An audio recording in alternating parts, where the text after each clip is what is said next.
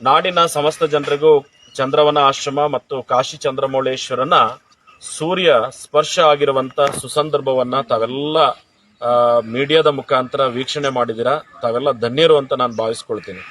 ಎರಡನೇದೇನಪ್ಪ ಅಂತಂದ್ರೆ 2 ದಿನ 3 ದಿನಗಳ ಮೋಡ ಕವಿದಿರೋ ವಾತಾವರಣದಲ್ಲಿ ಸೂರ್ಯನ ಸ್ಪರ್ಶ ಆಗ್ತದೋ ಇಲ್ಲವೋ ಅಂತ ಎಲ್ಲರಿಗೂ ಡೌಟ್ ಇತ್ತು. ಆದರೂ ಸಹ ಮಾಡುವ ಕರ್ತವ್ಯ ಆ ಸೂರ್ಯ ದೇವನನ್ನ ಪ್ರಾರ್ಥನೆ. ನಾನು ಈ ಸಲನೂ ಸಹ ಅಗ್ನಿಹೋತ್ರ ಮಾಡ್ತೀನಿ, ಪ್ರತಿದಿನ ಮಾಡ್ತೀನಿ. ಮಾಡಿ ಸೂರ್ಯದೇವನಿಗೆ ಹೇಳಿದೆ, ನಾನು ಪ್ರತಿದಿನನೂ ನೀನು ಪೂಜಿಸ್ತೀನಿ. ಹೋದ ವರ್ಷ ಬಂದಿಲ್ಲ, ನಮ್ಮ ಈಶ್ವರನಿಗೆ ಸ್ಪರ್ಶ ಮಾಡುವಂತ ಗಳಿಗೆ ನಾನು ನೋಡ್ಬೇಕಪ್ಪ ಅಂತ ಅನ್ಕೊಂಡು ಬಂದೆ. ಬಹುಶಃ ಸೂರ್ಯ ಅಷ್ಟೊತ್ತಿಗೆ ಉದಯಿಸಿದ ಅಂತ ಬೆಳಕು ನೋಡಿ ಬಹಳ ಸಂತೋಷ ಆಯಿತು.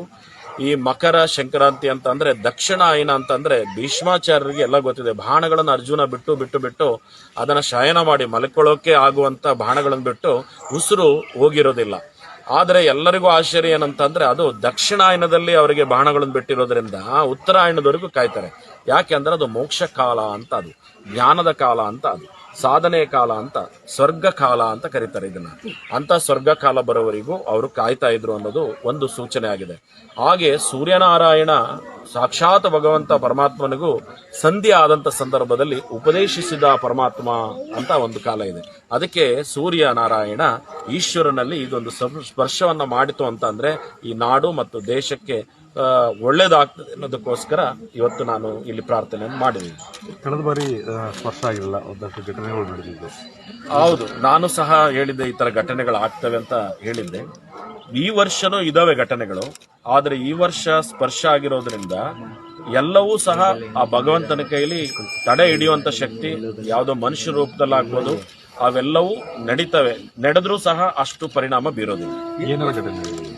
ಒಂದು ನೀರಿನ ಅಂಶಗಳಲ್ಲಿ ಅಂದ್ರೆ ಮಳೆ ಬಂದು ಹೆಚ್ಚು ಕಟ್ಟೆಗಳನ್ನ ಒಡೆಯುವಂಥದ್ದು, ಊರು ಮುಳುಗುವಂಥದ್ದು ಈ ಸಲನೂ ಇದೆ. ಆದ್ರೆ ಅಂತ ಘಟನೆಗಳು ಆಗೋದಿಲ್ಲ. ಬಾಂಬ್ ಸ್ಫೋಟಗಳು ಆಗುವಂಥದ್ದು ಇದೆ. ಆಮೇಲೆ ದೇಶದ್ರೋಹಿಗಳು ಉಗ್ರಗಾಮಿಗಳ ಒಂದು ತಾಂಡವ ಆಡುವಂತ ಸಾಧ್ಯತೆಗಳಿದೆ. ಆದ್ರೆ ಬರೀ ಒಂದೇ ದೇಶಕ್ಕಲ್ಲ, ಬೇರೆ ಬೇರೆ ದೇಶಗಳಲ್ಲೂ ತಾಂಡವ ಆಡುವಂತ ಸಾಧ್ಯತೆಗಳಿದೆ. ಎಲ್ಲಾ ದೇಶಗಳು ಒಂದಾಗಿ ಬಹುಶಃ ಆ ಉಗ್ರಗಾಮಿಗಳಿಗೆ ನಿಗ್ರಹಿಸುವಂತ ಕಾಲನೂ ಈಗ ಬಂದಿದೆ. ರಾಜಕಾರಣಗಳಲ್ಲಿ ಮನಸ್ಥಿತಿಗಳು ಅಂತ ಪರಿಣಾಮಗಳು. ಯಾಕೆಂತಂದ್ರೆ ಈಶ್ವರಂದು ಬ್ರಹ್ಮಸ್ಥಾನಕ್ಕೆ ಬಂದು ವಿಷ್ಣು ಸ್ಥಾನಕ್ಕೆ ಬಂದ್ರೆ ಅಂತಂದ್ರೆ ಒಂದಿಷ್ಟು ಯುದ್ಧಗಳಲ್ಲಿ ಒಳಗನೆ ಯುದ್ಧ ಆಗುವಂತ ಸಾಧ್ಯತೆಗಳು, ಅದು ಏನಾದ್ರೂ ಬದಲಾವಣೆಗಳು ಆಗುವಂತ ಸಾಧ್ಯತೆಗಳು ಇದೆ.